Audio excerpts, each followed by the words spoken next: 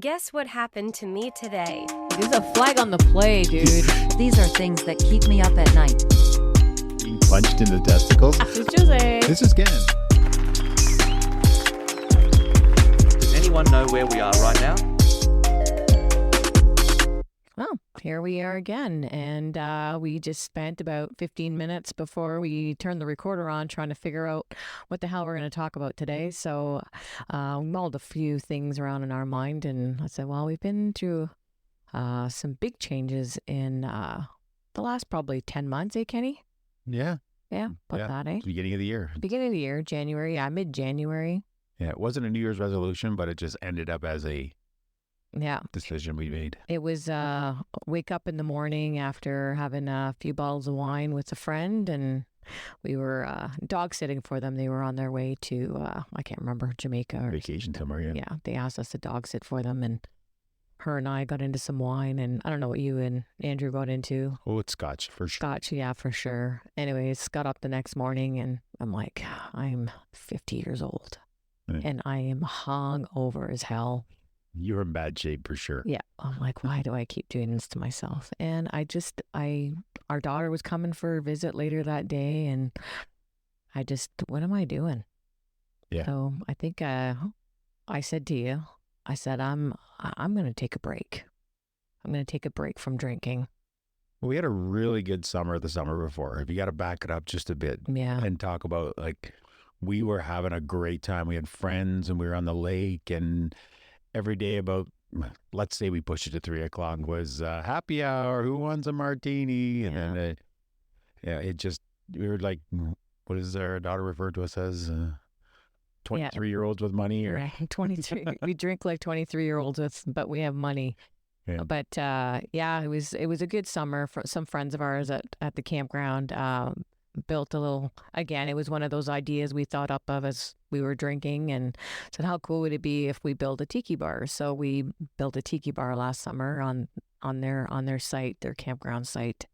And so 3 o'clock became happy hour. And anyways, it was a good summer. We had a lot of fun, and it started off with a couple of dirty martinis, and sometimes we would make supper, because there's times we'd forget to make supper and roll right into getting into some wine and some beers. And there's a campfire going, so a hot dog would go on there, and that'd be about it. Yeah, and then hot dogs and marshmallows. And a friend of ours, Nat, would put together trays. I don't want to say troughs of food, because that sounds like gross, but it's trays of food, and beautiful. She's a fantastic host, and it's always a mishmash of tasty treats and little bowls and stuff. It's fantastic. Like on your charcuterie board, you'll have like a bowl of M&Ms with some fancy crackers and some fancy cheeses and grapes. They're drilling on my mic here. I know. So getting to the point here. So this, it was a good summer, but I'm thinking we got to take a break. That's where I was at. I'm like, I'm taking a break. Didn't know for how long. It wasn't meant to be a long term. I don't think it was meant to be long term, but I just today. It was just, it was just kind of, let's just take a little. I think people do it sometimes in January. They do the dry January or something like that. And it wasn't the reason we did it. We just said, we're not feeling good. We just weren't feeling good. And we said, we got to do something. So. You mentioned it, and I was perfectly fine with it. You're okay with not drinking. Okay, You're like, whatever, I don't care. Well, I'll have a pop if I feel like having bubbles, or we have what's the spritzer machine we have? Soda Stream thing. The Soda Stream. That thing is amazing. Mm-hmm. You're like, I don't care, whatever. You're pretty easy. Me, well, I like to be social. Right? Like if I'm having a good conversation with a girlfriend, we're having a heart-to-heart, let's crack open a bottle of wine,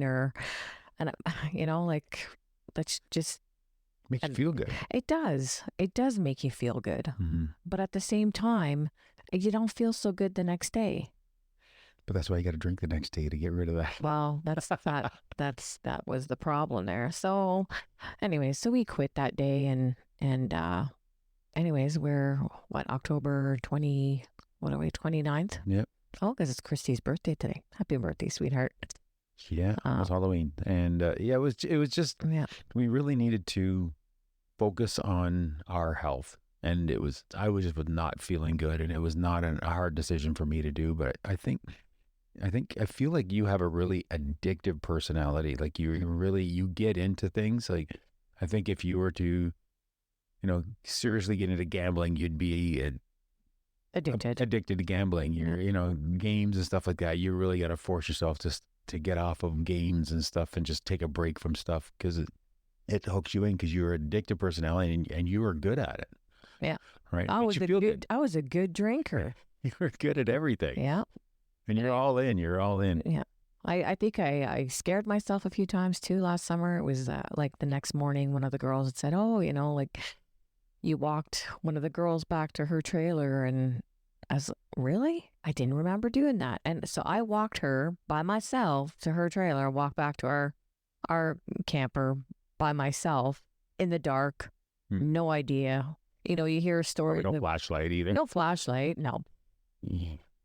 But you hear these stories of, people falling asleep on a porch somewhere. And I get it now. I could have easily, I sat on a chair somewhere and fallen asleep for a few hours, probably. Like, I don't know.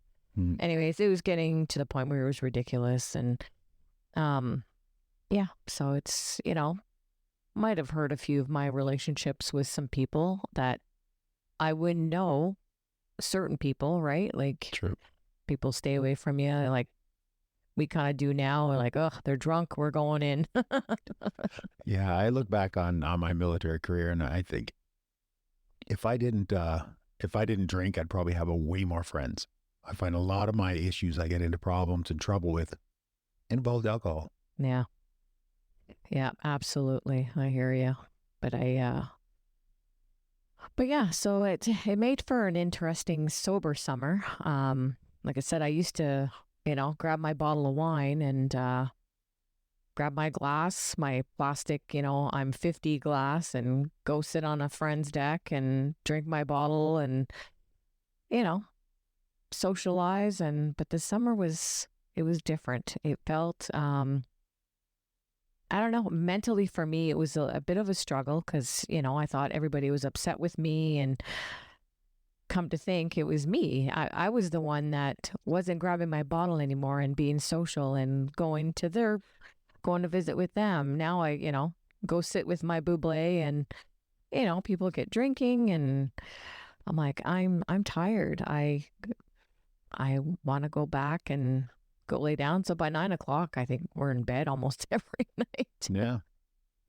By the way, feel good in the morning. We feel amazing in the morning. We have a great night's sleep.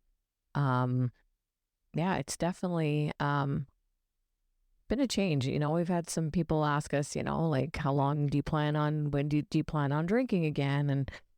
And I remember watching a podcast, and I can't even remember who it is, and I'm sorry, I want to give them credit for it, because he said about his own father when he quit, and they said, oh, Daddy, will you ever drink again? And he said, not today.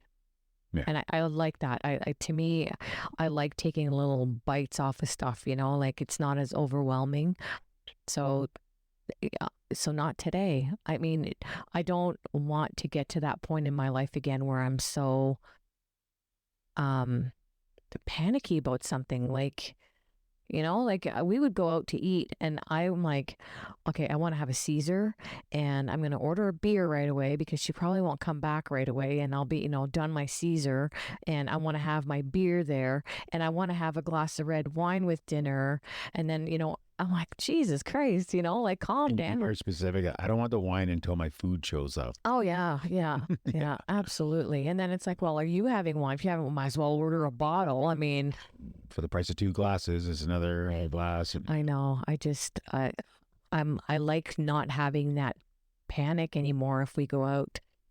We rarely go out to eat anymore, but if we do, I don't feel that panic. Yeah. And we used to drive by LCBOs. We're from Ontario. LCBO is the Liquor Control Board of Ontario. It's where we get our hard liquor from. And, to me, it was like a candy store going in there, you'd go to Toys R Us as a kid and I'm like, ooh, look, this wine is $2 off. And oh, it's overwhelming because I like trying to find a deal and it's a million bottles of something in Yeah. there. You know, it was always a deal. And I'm like, oh. So Yeah. I grab a shopping cart. Oh yeah. Yeah. So, it's I don't even notice the LCBO anymore. Like I used to be able to pluck them out like you would McDonald's when you're a kid. You'd see the big golden arches and be like, "Whoa, there's an LCBO there." Yeah. Anyways, but yeah, it was a bit of a challenge, I guess, at first. I the closest I've come to having a drink was when we went our trip out east. We did a motorcycle trip out on the East Coast, and we were on the Cabot Trail. You were a month on the road. Yeah. By that point, a month on the road, and we were doing the Cabot Trail, and we were coming around the west side, and it was raining. We were soaking wet. We had our tents with us, but we decided not to tent it because we were soaking wet. We were soaking wet, and then setting up in the rain is just not fun.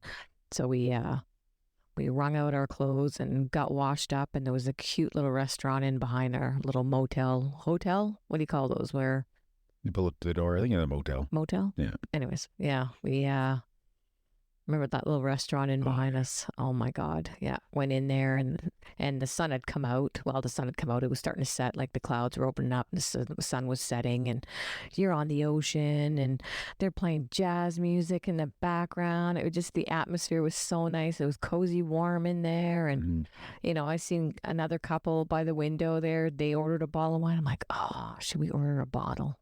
And at that point, we were 6 months in. Yeah. Of no drinking. And you just looked at me and shrugged your shoulders. You're like, I don't know. I'm not really in the mood for wine. I'm like, oh, okay, good. Food, that was close. And I mean, had I given you I wanted a beer. Yeah. Had I given you a second to answer. Yeah.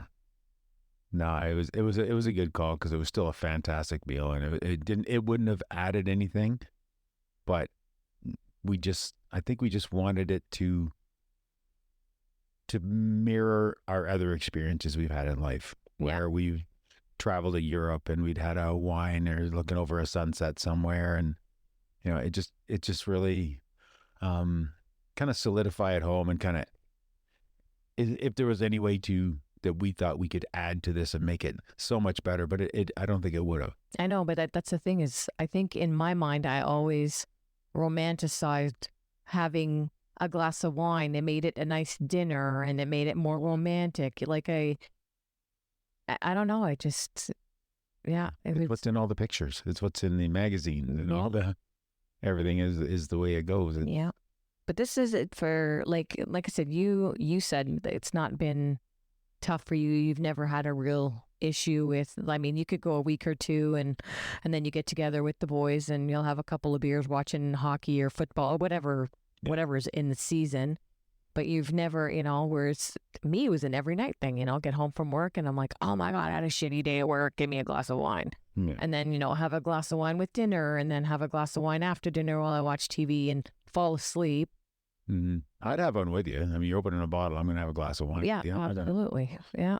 But if I didn't open it, you didn't care. No. No. So anyways, with all this and, going through social media, and I came across this, again, I'm pretty sure our social media stuff listens to us, because this thing came, I'm scrolling through Instagram, and this guy, Pop Buchanan, I don't know if you guys know who he is, but if you want to check him out, it's Sober is Dope is his handle. Anyways, there's a lot of good, like, affirmations, read through it, and makes me feel good. I for a long time, I thought I'm not an alcoholic, because alcoholics, sneak off to the bathroom at work and have a drink. Start their day with a drink. So I never ever thought of myself as an alcoholic. And I was, how I get up early now, like I'm up at 5 a.m. and I'll play my little Sudoku or whatever while you're still purring next to me there. And I was just laying there. I was telling Gabby about this. Gabby's our 29-year-old daughter. And I was saying to her, I said, I'm just laying there and I'm thinking, geez, like, a few days ago, a friend of mine asked me, like, oh my God, you ever going to drink again? And I said, well, I don't plan on it. But, if the doctor was to tell me, hey, you got a month to live, fuck, I would start smoking again and I'd start drinking again. And, we laughed it off. And I just, went on to the next topic. And while I was laying there in bed, and I'm like, holy shit. Like, your first thing, if you're told by your doctor that you have 30 days to live and you're thinking of, I'm going to have a drink and I'm going to have a smoke, not I'm going to, go spend as much time as I can with my daughter and my family and my friends. And that's when it hit me. I'm like, I'm a fucking alcoholic. Yeah. Like it was such a profound moment for me. Like just, wow. Like I was telling Gabby about it and she's looking at me like she's probably been wanting to tell me for years, hey mom, you're an alcoholic, but she hasn't, because I probably would have told her off because I said, no, I'm not an alcoholic. I can stop when I want. I don't want to.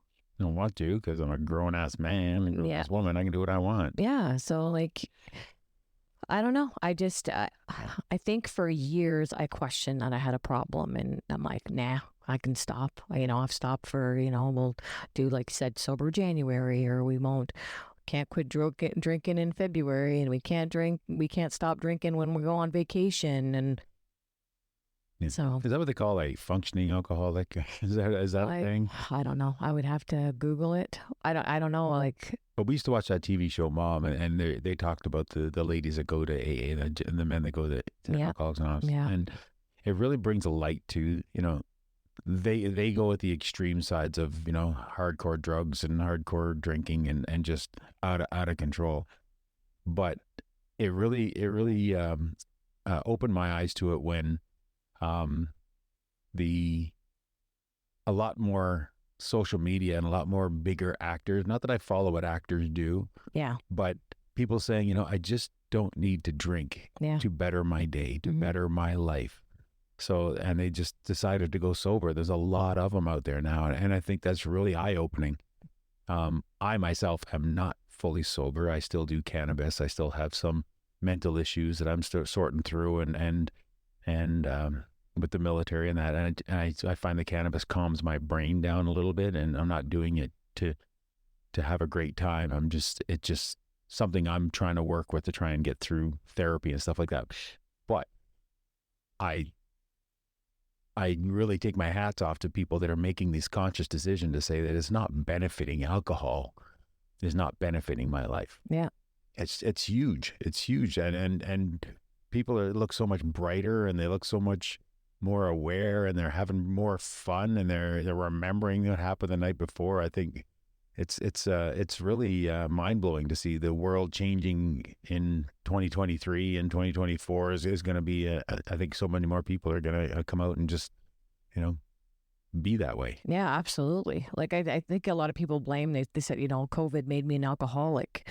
True. People were bored and they doing online meetings and, having alcohol in their coffee mugs. And why? Because they can, And the government said the liquor board is a essential service. It stays open. Well, yeah, That's the call the government made. Yeah.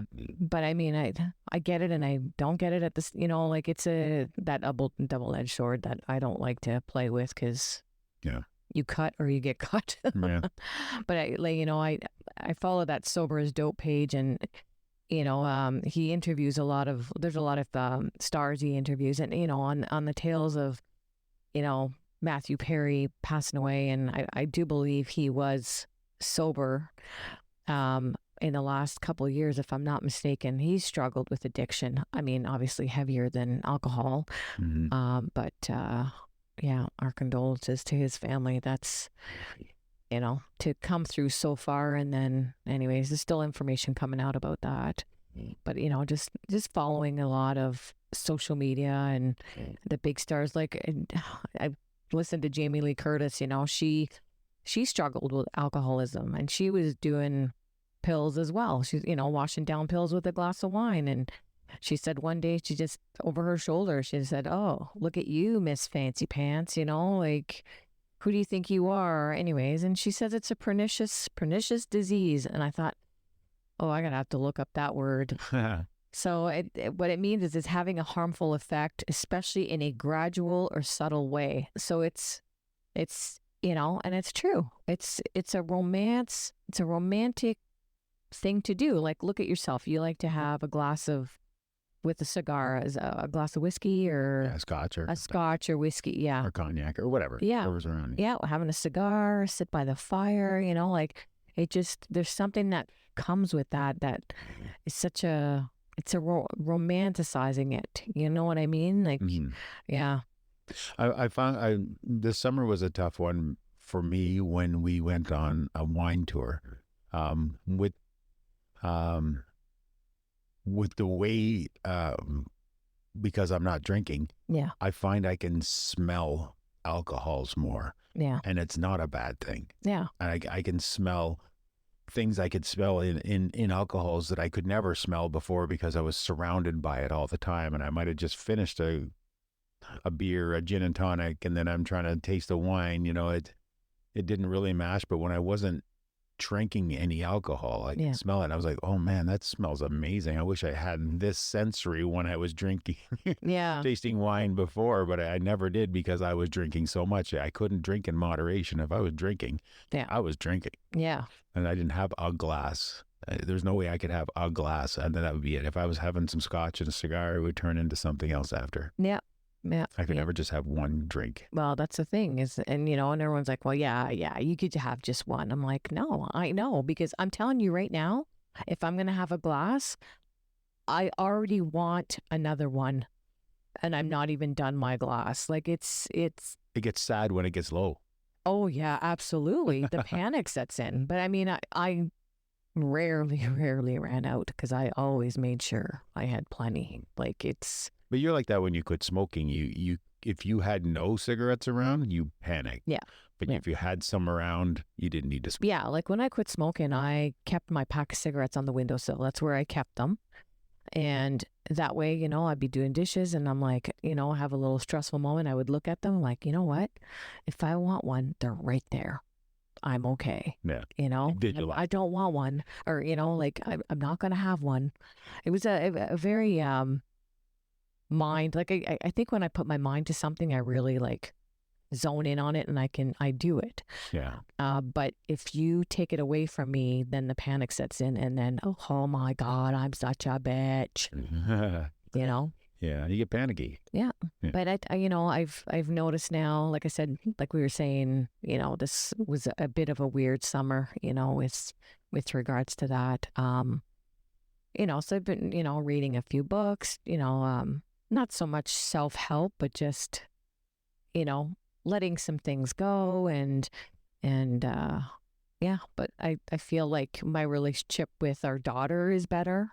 I'm not so much of a psycho because, I would have a few drinks and, if you have adult children and that when you message them, they don't message you right away. They're either dead in a ditch or they're mad at you and, there's no I'm busy or I'm working or, there's no in between. It's they're dead in a ditch or they're mad at you anyway. So, it'd be like, why are you not answering me? And it was a lot of fighting. And anyways, she was a big reason too why I wanted to stop drinking, just because I'm like, she means the world to us. Like, you and her mean the world to me. And that relationship, like if I don't ever touch alcohol again to keep my relationship with my daughter, you know what I mean? Like in peace, then that's what I'm going to do. Like there's no there's the line in the sand, if you will. I don't know how to say it properly. Like there's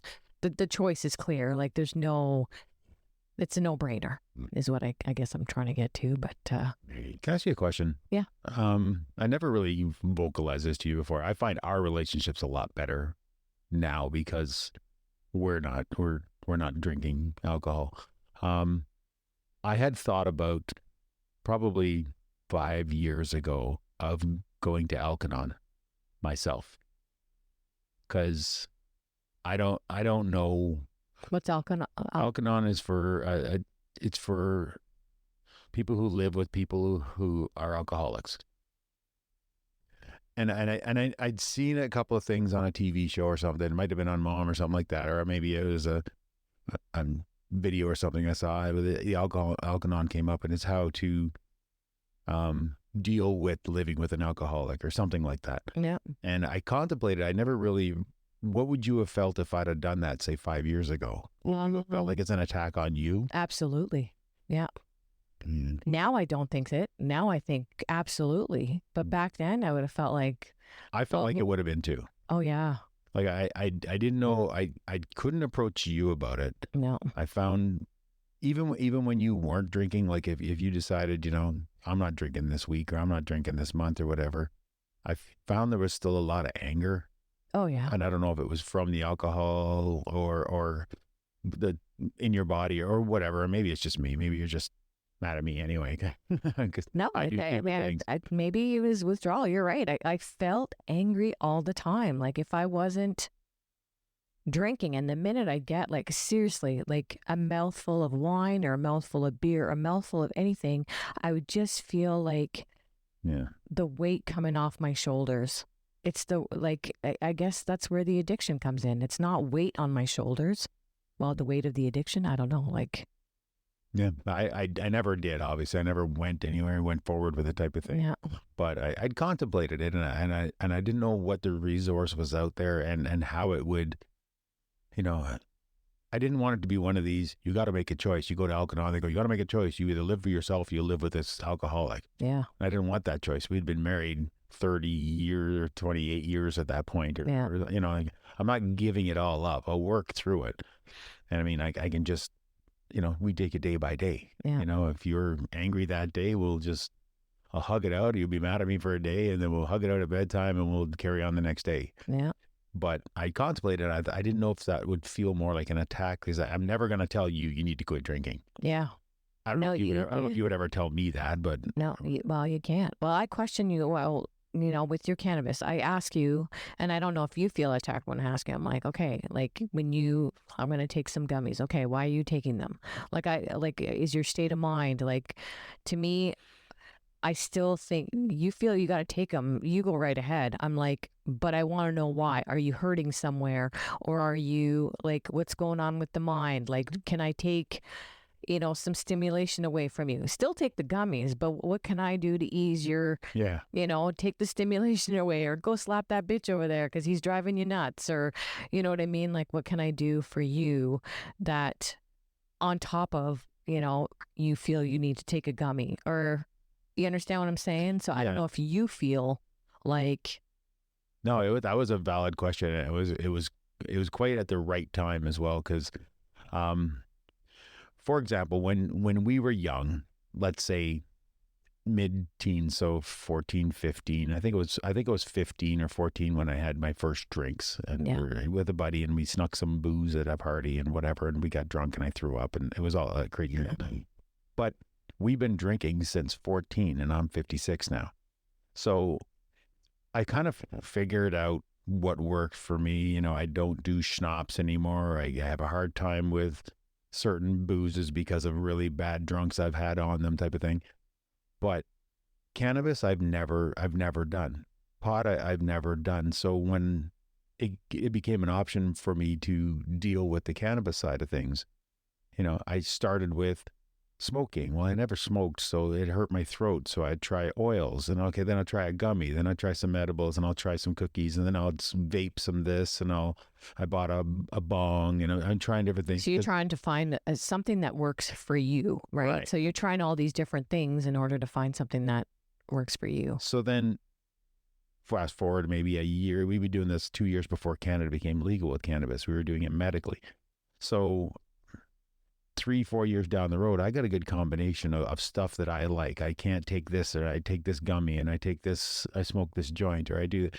So I had a good relationship with pot at that point, to the point where I know what I like to take. Yeah. But then you came to me and said, do you know why you're taking it? Because I didn't know anymore, because I would take it ahead of any of the issues. Right. I take it so I can sleep. I take it because I know I'm going to a hockey game, and I know I need to calm my brain down, or if my mind's going 1,000 miles an hour, I don't want it because I got a busy day of doing something. So I'll take some CBD to calm this.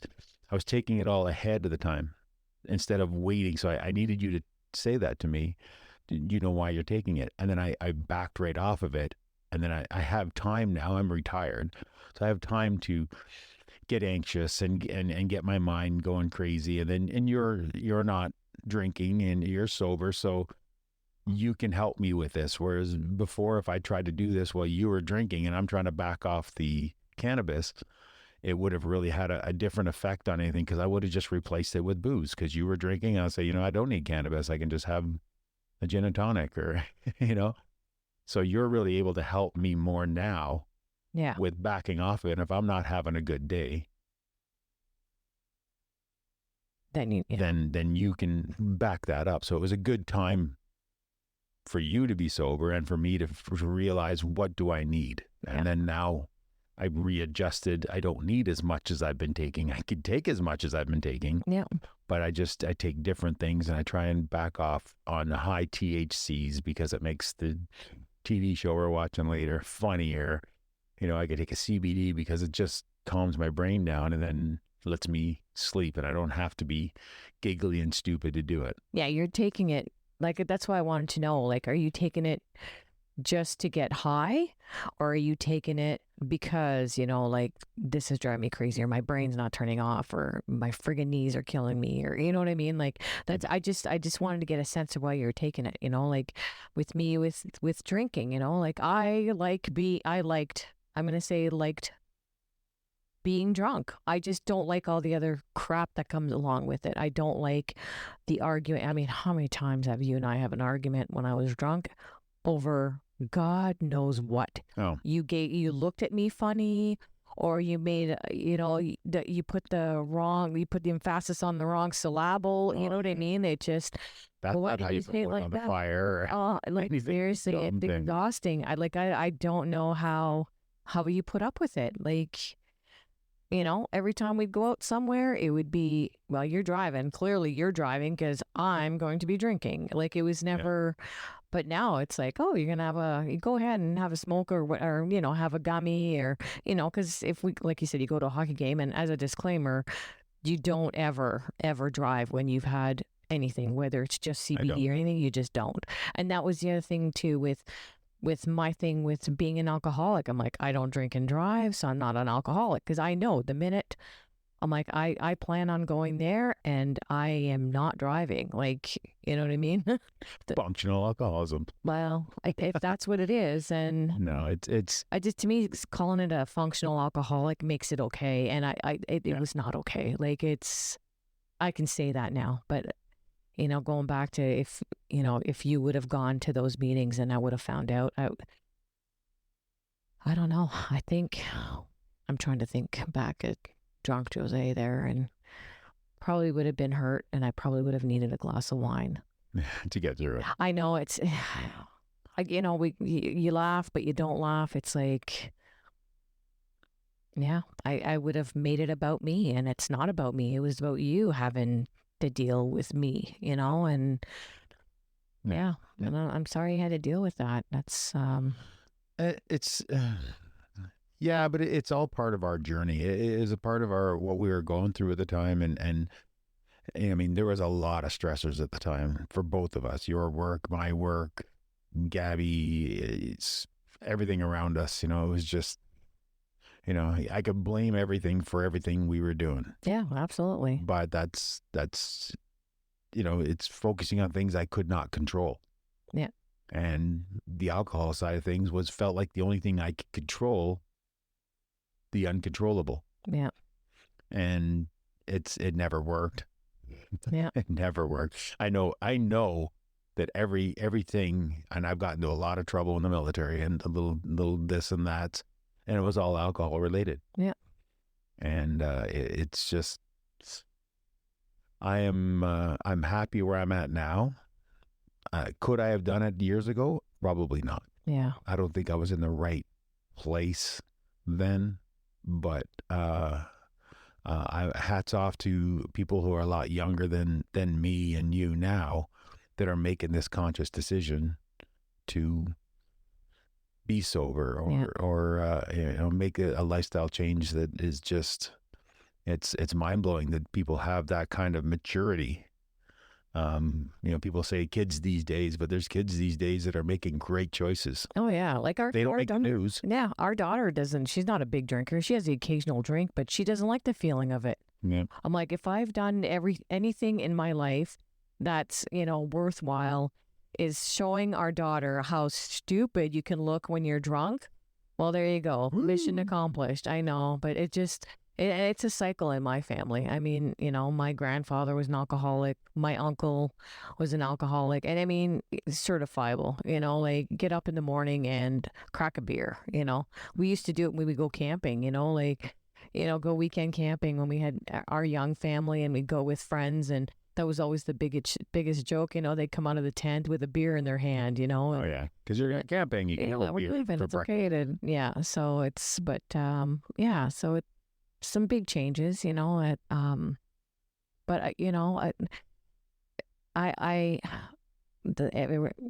people asking me, sorry, I'm stuttering on my words because I'm just, when they ask me, like, do you plan on drinking again? And well, not today, our big challenges, was this summer at the campground by the fire, but we drank bubblies or bubblies, but sorry, my buble ruined it for me. We drink the bubblies, or we drink our bubble water, or we have our Crystal Light little squirties that we use there in the water just to make it fun. I'll sometimes drink it out of a wine glass, so blends in. And anyways, I find traveling around with a Yeti cup or something like that, just people don't even ask. Yeah. You good? They'll say, you good? Yeah, I'm good. Yeah. And it gives me a reason to go back and fill up my water or whatever back at my campsite and go for a walk and I'm just so much more aware of what's going on around me. Yeah, absolutely. So then we can go for a motorcycle ride anytime we want. Yeah. Right. Yeah, exactly. It's like, if anything happens, hey, I can drive you, or I can, Mm-hmm. Yeah, definitely liberates that a lot. So it's been a lot to, to take in this summer, I think, questioning a lot of our friendships too. Thinking that they're upset with me, and it just turns out that it's me. I'm the one that used to be the social butterfly and go out and visit with everybody, and now I'm a hermit, and not intentionally. I'm like, oh, well, they didn't invite us over. Well, you silly bitch, they didn't invite you over last year either. You just made yourself at home in their place. Yeah. So I maybe next summer it'll be a little bit different, and I could be a little bit more social then, and yeah, do that. I mean, I'd like to be a little bit more active, I think, is our next big step, that, because we did a lot of sitting around in our little area, and, I wouldn't mind when we get up in the morning, because we wake up so damn early now because we're in bed between 9 and 10. Yeah. Is, maybe we'll get back into golfing full time. We have a cute little golf course near us in Westport. Maybe get our membership there and golf every morning, and we could keep our clubs there, so we could just take our motorbikes there and change there, and yeah, have a shower there, and then go for a little ride after, and that way we're not getting stagnant either, like mm-hmm. Yeah. So don't plan on it. I mean, I feel good making plans that far ahead, and it doesn't involve alcohol. I think my next big challenge for myself, I don't know about you, would be when we decide to travel through Europe again. I mean, if you've traveled, any of our listeners has traveled through Europe, I mean, the big thing there is the wine and the food. Yeah. We'll just have to content ourselves with the food. Yeah, for sure. Yeah. Wine was it was always the food that would go with the wine. Mm-hmm. So it's really going to be a lot of interesting stories when we go out. I start to look around more and see who's not drinking, and they're still out. They're still doing stuff. I don't know. It's going to be really really interesting. Yeah, for sure. I'm looking forward to this semi-sober for me, sober journey for you. Yeah, absolutely. So if I mean, a quote that I just kind of, I should write the names down to this. We'll get better. Yeah, I think it was, I get a lot of my stuff from Sober is Dope from, by Pop Buchanan, is that stay sober out loud for those struggling in silence. And struggling in silence, or even if you're contemplating, like, man, maybe I should stop, like since we've stopped, I've had so many friends have said to me, I would love to stop. Oh yeah? Yeah. They said, I would love to just stop. Mm-hmm. And it's going on, like, they're starting to question their own sobriety and their own, because it goes back to, can you have just one? And that's what it comes down to. When you're sitting there having a nice time and the conversation is flowing, that's when I'm telling you, the panic with, I'd see, your glass of wine go down. I'm like, I don't want this moment to end. And I would just top up your glass, because you don't want that moment to end, because you're normally like in a deep conversation about something, or just the conversation is flowing so nicely, and you don't want that moment to end. Mm-hmm. So you keep topping it and topping it and topping it, and it's like, how many glasses did you have? One. One. Anyways, I don't mean to make it funny. I try to find humor. We both try to find humor or add humor to some uncomfortable situations. And yeah. But yeah, I will talk about it, and I will stay sober out loud for those that struggle, and silence. Yeah. Yeah. And if you want to talk or you want to drop me a line, I'm here to listen, Yeah. No judgment. No judgment. No, absolutely no. And you hear people relapsing, and it's I try not to think about it, because I don't want to. So I find if I don't think about it, then I don't I'm hoping it won't happen. I can't. Yeah. I can't predict that, but I'm not planning on it. So mm-hmm. Yeah, who knows? Yeah. Have we researched all of this topic? No, I don't think it's something. Have we exhausted it? No, I don't know. I don't know if it's something that we'll ever come back in further conversation. You talked about Al-Anon. I've thought about going to AA meeting, like, probably in the last few weeks, because before that, like I said to you, I never thought I had a problem. Yeah. Or I never thought I was an alcoholic. I just thought, I know I can't have just one. So I don't know where my brain is at with that. Yeah. I don't know. Like, I don't know. Would I benefit from it? I don't know. I don't know where my head is on that one. I think we just got to give it a bit of time. Yeah. It's definitely something that, if you're surrounded by alcohol, it becomes more of a concern for you. If you're around people that are just starting at the beginning of the journey, it's kind of hard, because we're still new at the beginning of the journey. We don't have all the resources. I don't think it matters where you are in the journey, Kenny. Honestly, like, I think somebody could be 30 years sober, or they could be a week sober, and you can have somebody that's the 30, or the one that's been sober 30 years.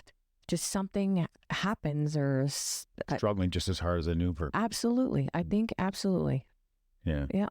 It's so amazing to me, because I don't feel like I have that kind of a relationship with alcohol. Yeah. But I can see how it is. I'm addicted to candy and sugar and sweets. So it brings me joy to eat something sweet. Yeah. As bad as it does for my body. I mean, it's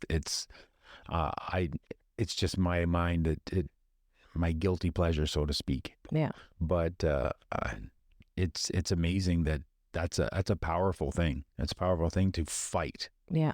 What you're going through, and what alcoholism is. It's a tough one. It's a battle every day. Every day is like, well, you drink. How long you not gonna drink? Well, now I gotta drink today. Yeah. Today I can control. Right now I can control. It's it's not a pretty one. It's but it's I mean, like the cigarettes, like I'll smell a smoker and I'm like, oh, okay, no, I'm never going back there. But there's times when somebody, when they first light a cigarette, the smell, it just takes me back to, like having that cup of coffee and your cigarette first thing in the morning, or, again, alcohol with cigarettes, like you have a drink and the cigarette would go with it, like. Yeah. Is that what triggers, like, when you hear a beer can open, that noise? Okay. Yeah. Or do you get that way when somebody opens a package, the cellophane off? No, not at all. Bad, right? No, not at all. Not at all. It just, it brings back, it triggers a memory, like a memory will come back or a feeling of what. But then I worked as a dental hygienist for, 15 years and I've been in smokers' mouths. I know what it does and I do not want to smoke again. Like that's enough for me to see, like the effects of that. And with the alcohol, I mean, we've seen the effects of alcohol with my stepmom, she, a slow form of suicide, honestly. Like she, had mental, she drank herself to death. She had mental health and some issues with, with that and alcoholism. And, she, by the end, there's no saving her. So it, that kind of is a big help for me. So I see the effects of what it's had, firsthand, and I don't want that, and she wasn't even 60 when she passed. So that, and I'm 51 now. So do I want that for myself? Do I want it for our daughter? Do I want that for you? No. Yeah.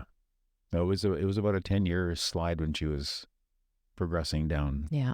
Yeah. So it's about this age she was at. It's telling, we're going through her things after she passed and, going through her purse and, getting paperwork and stuff like that. And she had a Mickey in her purse and I smelled it. I was like, holy fuck. This is what I smelled on her all the time. I thought it was her perfume. It was not her perfume. It was her booze and it was oozing from her, It didn't smell gross. It smelled like that. What is what I associated her smell with. So it's, it was, anyways. Yeah. Wow. Yeah. That's amazing. Well, it's a big journey we've head on. We're heading down, and I think it's we're going in the right direction.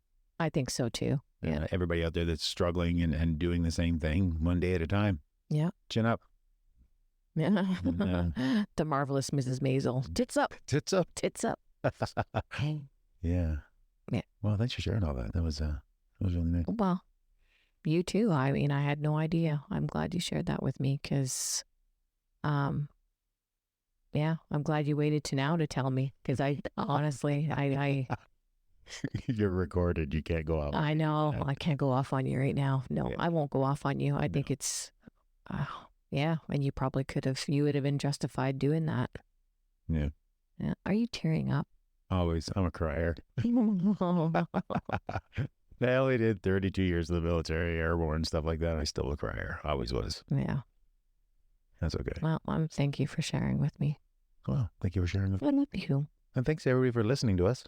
And you love me too. And I love you too. Jesus, we're going to cut that part out because I love you and I don't get a response. Sorry. I was talking. Yes, I love you so much in my whole world. Yeah. And, okay. On that note, let's call it. So we'll do another episode next week. We've done some other health changes and we'll touch more on that stuff. And drop us a comment if you're struggling or maybe you have a success story and you want to share and drop down how long you've been sober for, and would love to hear from you. Awesome. Have a good week. Okay. Bye. Bye.